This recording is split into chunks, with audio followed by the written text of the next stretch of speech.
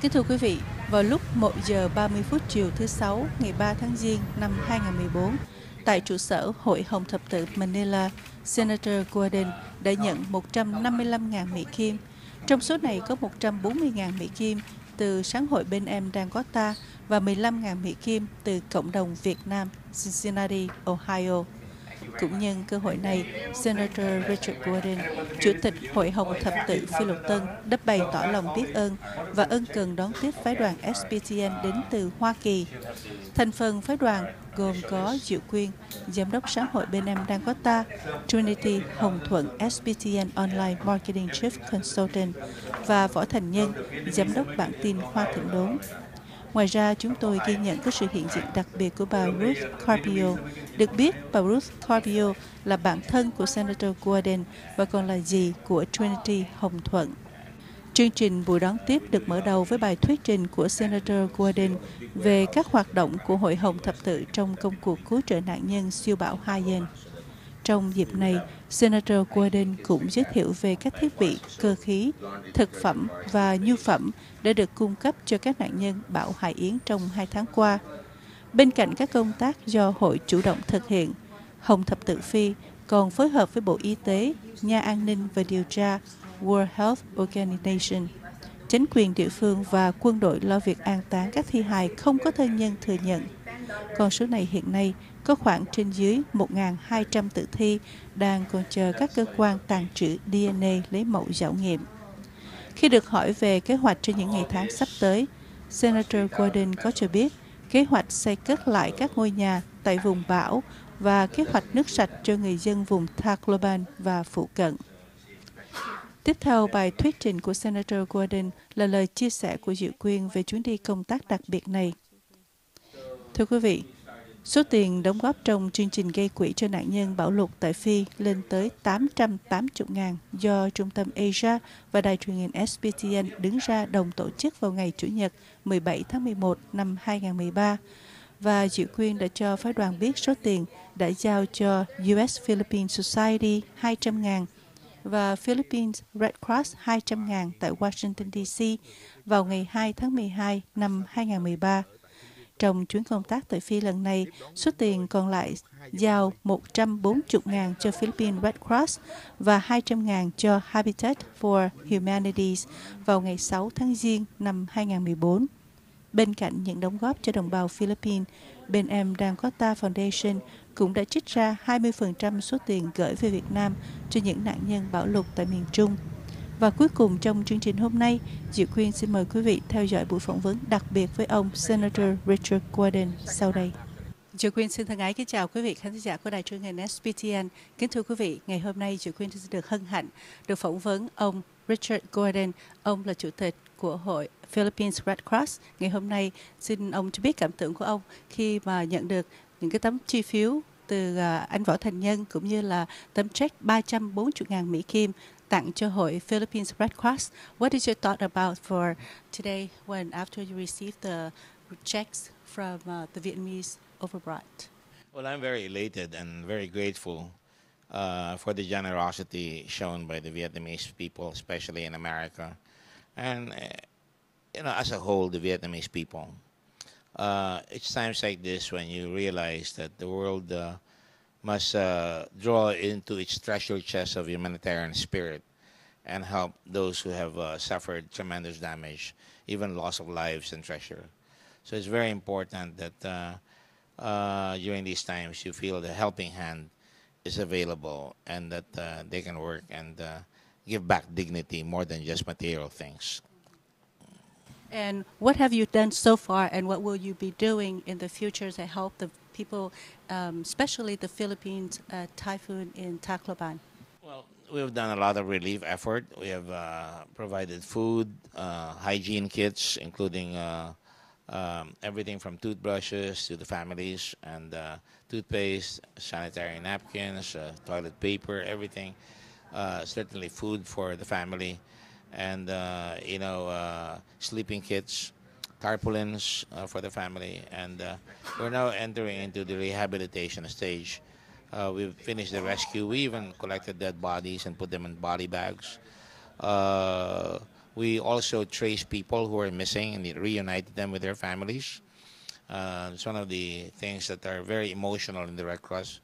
Also, we're now building schools for them with the Red Cross Society of China. And certainly, we have also put up hospitals in tents with x-rays and operating rooms, and provided medicine and caring for those who are afflicted with wounds and are basically sick or delivering babies. So the whole 9 yards. And so now we're building schools for the children, temporary schools, but they really are going to end up to be permanent schools. We're now preparing for housing and livelihood. We also provide cash for work, food for work. So we have cleared the land, and we have people who help us clear the land, and they're paid. We have people who bring down the goods from the ships, and they're paid as well. These are mostly the people, practically all of them are the people who were disadvantaged by this huge cataclysmic disaster. Thank you, sir. And speaking of helping, what can the Vietnamese community overseas help you people in Philippines? What other help? Well, there are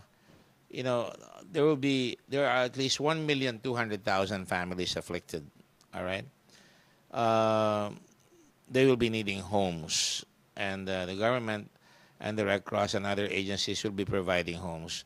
The logistics of moving just tins or construction materials will be tremendous, and I don't think we will be able to provide all the homes for the people who are afflicted. So if they continue doing so, providing assistance, we may be able to come close to providing people with homes and providing people with livelihood as well.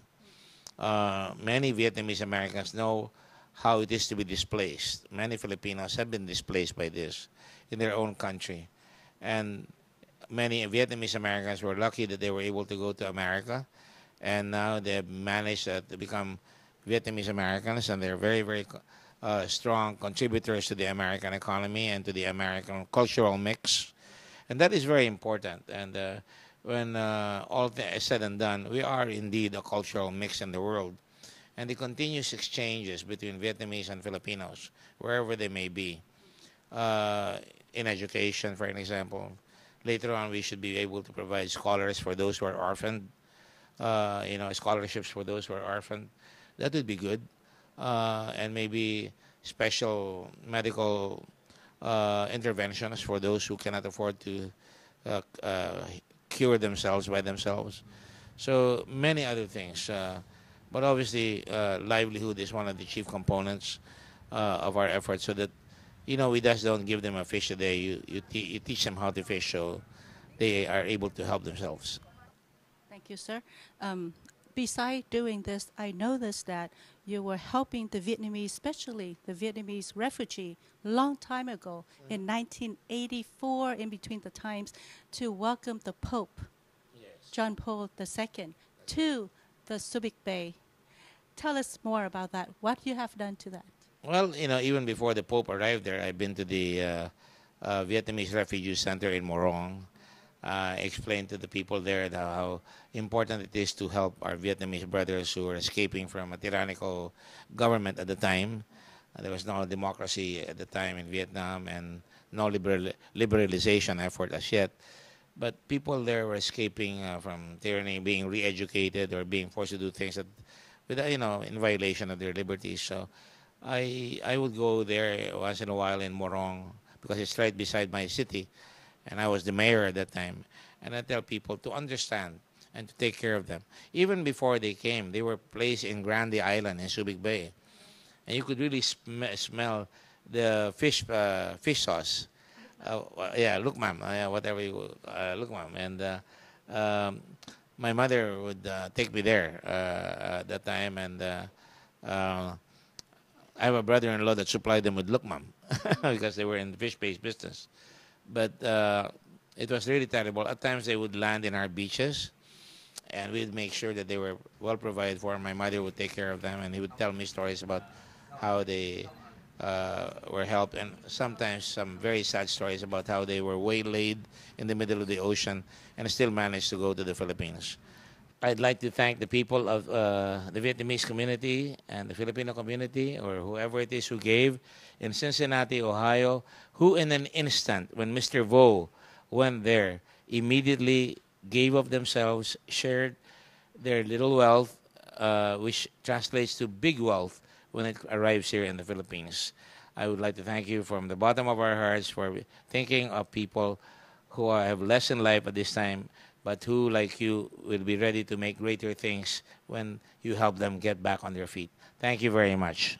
I just want to add one more. That $340,000 that you received so far from the SBTN, not just from Cincinnati, Ohio, but it's everybody all around the United States. We put together that amount of money to bring it here to you. I understand it's not just $340,000. $340,000 went to the Red Cross. I also understand that you shared it with the Philippines through Habitat and other agencies, Philippine Society, some of whom are very good friends of mine. Habitat is a dear friend, and also, of course, Ambassador John Negroponte, John Maisto, Tom Hubbard, Bing Brannigan. These are Americans and who were ambassadors here. I don't know if Frank Wiesner is a member or Mike Armacost. These are friends of mine from way back. And I'd like to thank all the Vietnamese Americans from coast to coast, from the California all the way to New York, not just in Ohio, but everywhere. It shows you know how to give back. Thank you. And I would like to take this moment to thank you, Ms. Ruth, which is Trinity Aunts, to set up this meeting with us from the SBTN with you, Dr. Richard Gordon, today. Well, I'd like to thank SBTN, I was going to say Subic Bay Television Network, but it's Saigon Broadcasting TV Network. And I'm really as surprised as the day the Vietnamese arrived on the beaches of Olongapo, my town, because I never heard of SBTN before, and that you had such a very strong, vibrant Vietnamese American community there. And you should be very proud of yourself, because today it's not just giving, it's definition. You define yourselves. Thank you. Thank you so much. Kính thưa quý vị, vừa rồi là buổi phỏng vấn của chúng tôi dự quyên cùng với ông Chủ tịch của Hiệp hội Philippine Red Cross tại Philippines. Xin thành thật cảm ơn sự theo dõi của quý vị. Dự quyên Võ Thành Nhân, tường trình từ Manila, Philippines. Xin kính chào quý vị.